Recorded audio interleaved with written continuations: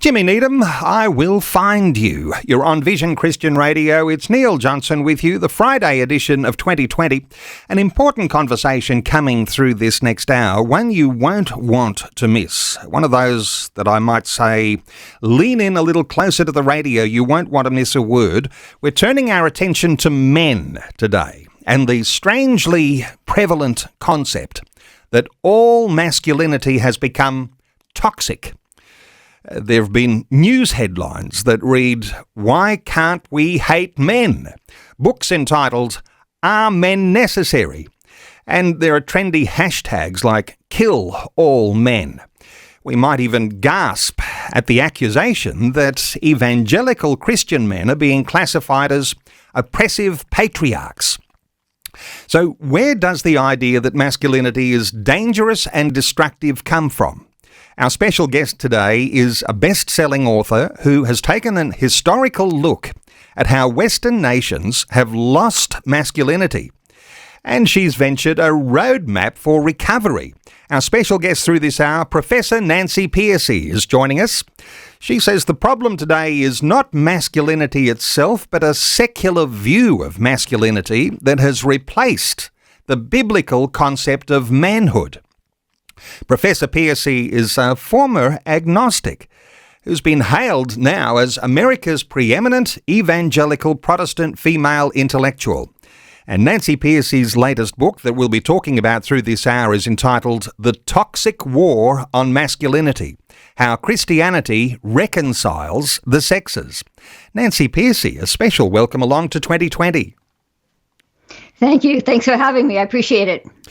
Nancy, it's become popular to express open hostility against men. I wonder if you've got some thoughts here on just how significant this is, in case there are listeners who are thinking, oh, men are still, considered perhaps, in some ways valuable. Well, the examples that you just gave were the ones that really caught my eye, especially the first one. It was a Washington Post article where the title actually was, "Why Can't We Hate Men?" And that's when I decided I have to write this book. And there are T-shirts you can buy that say, "So many men, so little ammunition." There are books with very blunt titles like "I Hate Men" and "No Good Men." And what really troubled me is that some men are beginning to attack their own sex as well. There's a fairly well-known male author, book author, and he wrote, talking about healthy masculinity is like talking about healthy cancer. And then there was one that you might have seen because it was in the news just a few months ago. The director of the movie Avatar, James Cameron, was quoted in the news saying testosterone is a toxin that you have to work out of your system. So I thought, where is this coming from? I wanted to write a book that analyzed, why does secular thinking get masculinity so wrong?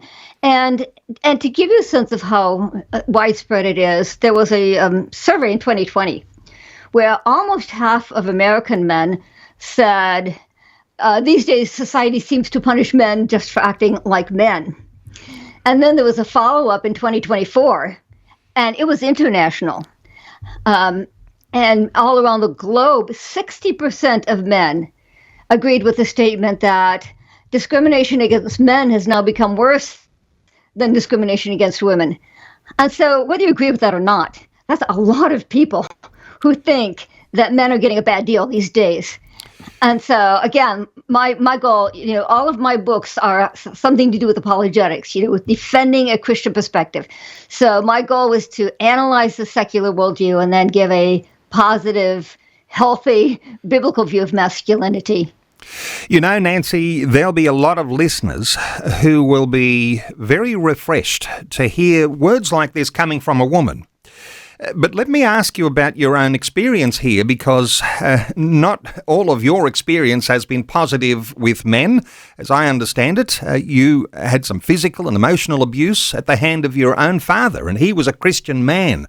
And so here you are now, in some sense here, defending men.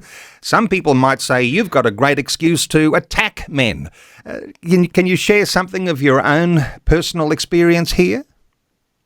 Yes, I put the story at the front of the book because I wanted people to realize I didn't come to this positive view of masculinity very easily. It really grew out of the struggles of my own life.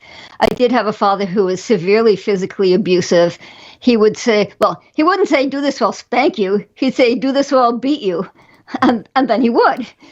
His favorite was the knuckle fist. That's with one finger extended so that when he punched us, it was more painful. So you can